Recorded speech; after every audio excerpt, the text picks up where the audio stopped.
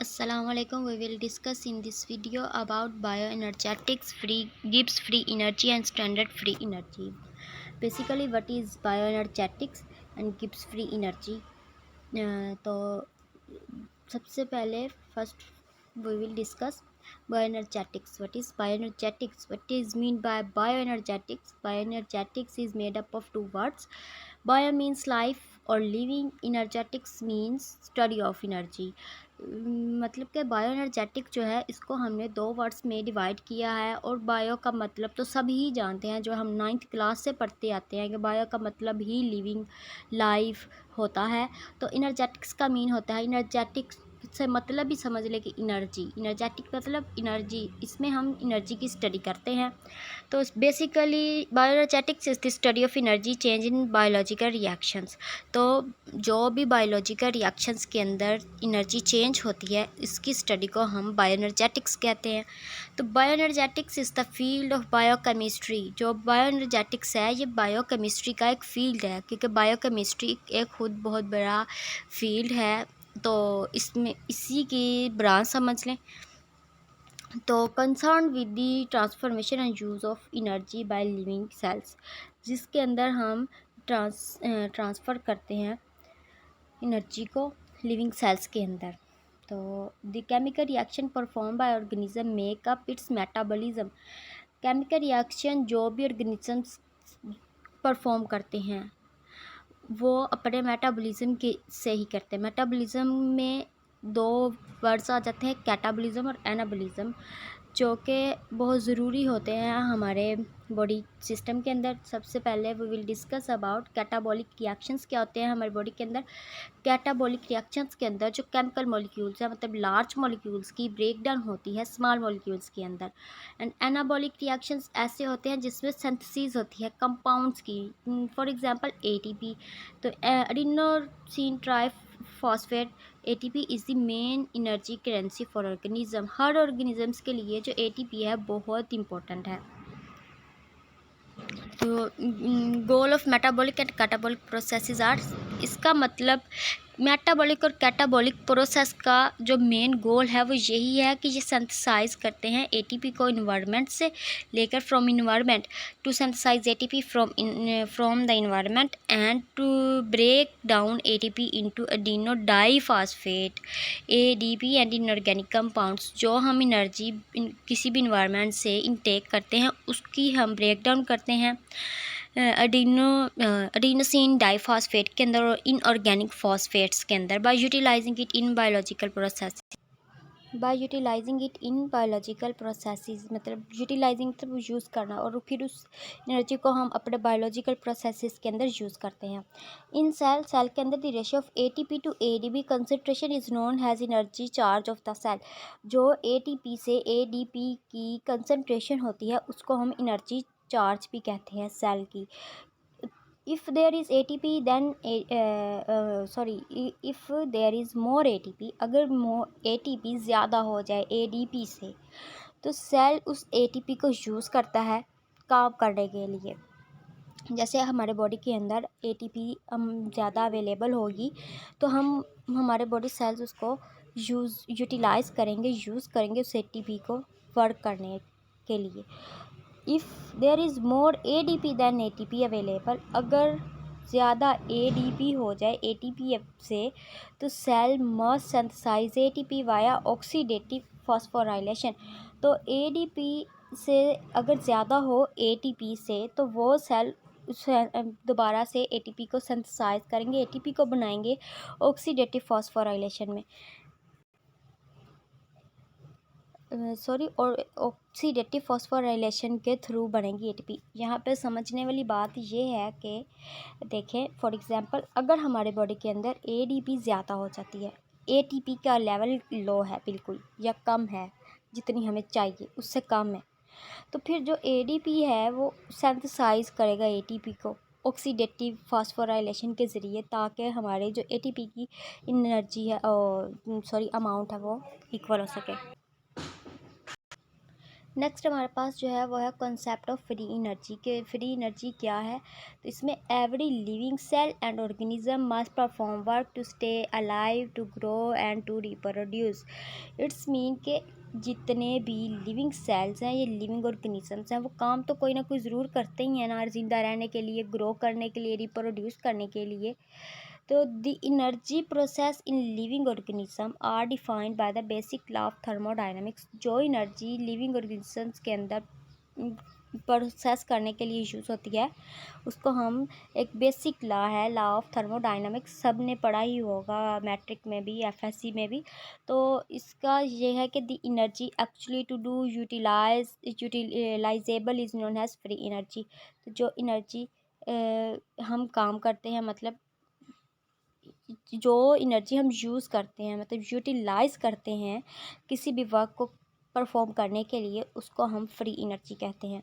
तो change in the free energy, जो change आती है फ्री एनर्जी के अंदर, उसको हम डेल्टा जी के साथ डिनोट करते हैं। Are valuable in predicting the feasibility of chemical reactions. तो ये डेल्टा जी जो है ये वैल्यूएबल है हमारे लिए केमिकल रिएक्शंस की फिजिबिलिटी को प्रिडिक्ट करने के लिए।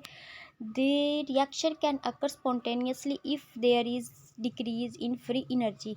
जो रिएक्शन है वो स्पॉन्टेनियसली होगा अगर फ्री एनर्जी जो है हमारे पास डिक्रीज़ हो तो। स्पॉन्टेनियसली या स्पॉन्टेनियस मीन अचानक रिएक्शन हमारे पास अकर हो जाएगा अगर हमारे पास फ्री एनर्जी कम हो तो। ड्यूरिंग केमिकल रिएक्शन हीट में बी रिलीज और एब्जॉर्ब। जो कोई भी केमिकल रिएक्शन जब होता है तो जो हीट है वो या तो रिलीज़ होती है या एब्जॉर्ब होती है। तो जितने भी सेल्स हैं उनको रिक्वायर होती है free energy, source of free energy. Cells are isothermal system means they work या function at constant temperature and pressure। तो isothermal means के हीट का रिलीज़ होना या एब्जॉर्ब होना। तो इसमें जो जो सेल्स हमारे वर्क करते हैं वो कांस्टेंट टेम्परेचर और प्रेशर पर करते हैं। जितने भी सेल्स हमारे फंक्शन करते हैं, फंक्शन परफॉर्म करते हैं, वर्क करते हैं, वो कांस्टेंट टेम्परेचर एंड प्रेशर पर करते हैं। तो इस वजह से कांस्टेंट टेम्परेचर और प्रेशर होने की वजह से सेल्स को हमने आइसोथर्मल सिस्टम का नाम दिया है। Cell transfer this energy into ATP and other energy rich compound to provide energy for biological works। तो जो सेल्स ये ट्रांसफ़र करते हैं फ्री एनर्जी को, अगर फ्री एनर्जी हमारे पास ज़्यादा हो जाती है तो वो उसको ट्रांसफ़र करते हैं ATP के अंदर और बाकी एनर्जी रिच कंपाउंड के अंदर, कि जो एनर्जी बनाने वाले ज़्यादा कंपाउंड होते हैं हमारे बॉडी के अंदर, उनको ट्रांसफ़र करती है एनर्जी बनाने के लिए। टू प्रोवाइड एनर्जी मतलब कि एनर्जी देती है उन हमारे ऑर्गन्स को, उन सेल्स वगैरह को, फॉर बायोलॉजिकल वर्क्स। बाकी जो भी हमारे काम है, बायोलॉजिकल वर्क्स हैं, वो कर सकें हम। नेक्स्ट है जी प्रिंसिपल ऑफ बायो एनर्जेटिक्स। तो प्रिंसिपल क्या है बायो एनर्जेटिक्स का? First of all biological energy transformation obeys the law of thermodynamics. तो फर्स्ट है law of thermodynamics. First law of thermodynamics क्या है? बेसिकली दो लॉज मेन हैं बायो एनर्जेटिक्स के लिए, जो थर्मोडाइनमिक्स के दो बेसिक लॉ हैं थर्मोडाइनमिक के। First law of thermodynamics and second law of thermodynamics. First law of thermodynamics में ये है कि principle of conversion of energy for and physical और केमिकल चेंज। जो भी एनर्जी का कन्वर्जन होना, मतलब कन्वर्ट होना फिजिकल और केमिकल चेंज के अंदर, तो total amount of energy in close system remain constant. तो जो भी एक क्लोज सिस्टम है ना, जो भी कोई एक क्लोज सिस्टम है उसके अंदर फिजिकल और केमिकल चेंज जो भी होगा एनर्जी का, तो वो उसकी अमाउंट जो है फिर भी कांस्टेंट रहे क्लोज सिस्टम के अंदर। तो ये फर्स्ट लॉ ऑफ थर्मोडाइनमिक्स से एनर्जी में चेंज इट्स फॉर्म और may be transported from one region to another but it can not be created और डिस्ट्रॉयड। ये फर्स्ट लॉ ऑफ थर्मोडाइनमिक्स है कि एनर्जी जो है वो सिर्फ अपनी फॉर्म चेंज करती है या वो ट्रांसफ़र हो जाती है एक जगह से दूसरी जगह, लेकिन जो है एनर्जी कभी भी क्रिएटेड नहीं होती, मतलब क्रिएट नहीं की जा सकती, ना ही उसको डिस्ट्रॉय किया जा सकता है। वो खुद अपनी फॉर्म जस्ट चेंज करती है from one form to another basically बात। नेक्स्ट है सेकंड ऑफ थर्मोडाइनमिक्स। थर्मोडाइनमिक्स के सेकंड लॉ में है कि इन ऑल नेचुरल प्रोसेसेस, तमाम जितने भी नेचुरल प्रोसेसेस हैं, the entropy of the universe increase. तो जो एंट्रोपी होती है यूनिवर्स की वो इंक्रीज हो जाती है। Next Gibbs free energy. Gibbs free energy क्या है जी? The Gibbs free energy G which is equal to the amount of energy capable of doing work. Gibbs free energy जो है ये इक्वल होती है अमाउंट ऑफ एनर्जी के जो के काम करने के कैपेबल हो। If delta G is negative, अगर डेल्टा जी नेगेटिव होगा then the process is spontaneous and termed exogenic. तो जो प्रोसेस होगा इज स्पॉन्टेनियस मतलब प्रोसेस अचानक होगा और इसको एक्सोजेनिक का नाम दिया जाएगा, मतलब एक्सटर्नली प्रोसेस होगा। If delta G is positive, अगर डेल्टा जी पॉजिटिव होगा then the process is non spontaneous and termed endogenic. तो जो प्रोसेस है वो अचानक नहीं होगा, नॉन स्पॉन्टेनियस है। नॉन स्पॉन्टेनियस मतलब अचानक से नहीं होता प्रोसेस, तो ये एंड्रोजेनिक होगा। एंड्रोजेनिक मतलब inside inside the vessel and the container like that. If delta g is equal to 0, अगर डेल्टा जी 0 के इक्वल होगा then the process has reached equilibrium। तो जो सारा प्रोसेस है वो इक्वल हो जाएगा। एंथैल्पी क्या होती है? एंथैल्पी को हम ए से डिनोट करते हैं which is heat content of the system, जो कि सिस्टम की हीट कंटेंट है। Enthalpy is the amount of heat energy transferred in a chemical process under constant temperature. Enthalpy एक हीट की अमाउंट है जिसको हम ट्रांसफ़र करते हैं केमिकल प्रोसेसेस के अंदर कांस्टेंट प्रेशर के दौरान, अंडर कांस्टेंट प्रेशर। ओके हाँ, तो ये है when delta H is negative, अगर जब डेल्टा एच नेगेटिव होगा तो process produce heat and is termed exothermic. तो जो प्रोसेस है वो हीट प्रोड्यूस करेगा और इसका जो है ये एक्सोथर्मिक रिएक्शन होगा।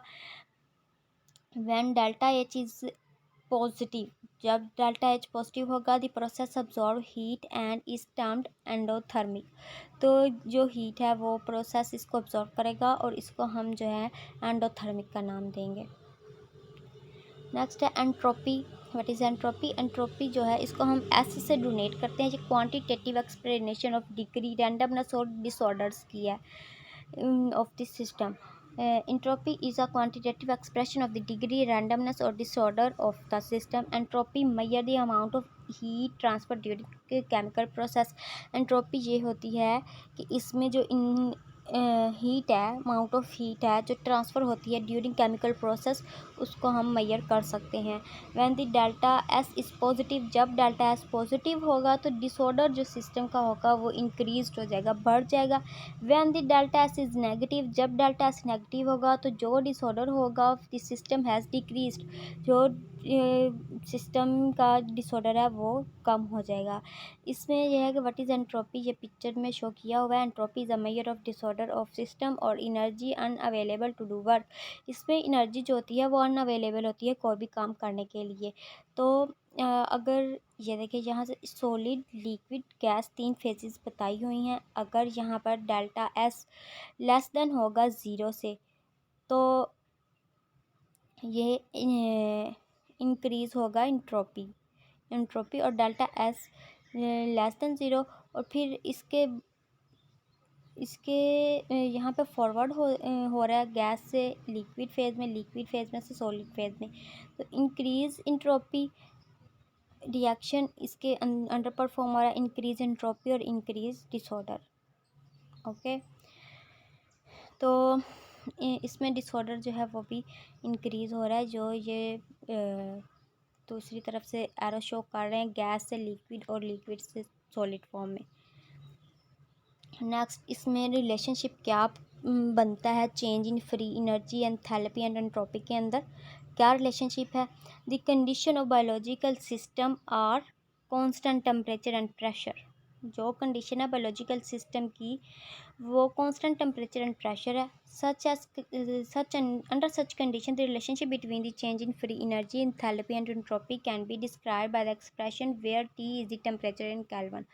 तो जो रिलेशनशिप होगा फ्री एनर्जी एंथैल्पी एंट्रोपी के बिटवीन वो हम किस एक्सप्रेशन के ज़रिए डिस्क्राइब कर सकते हैं और इसके अंदर जो टी है वो टेम्परेचर केल्विन के अंदर होगा।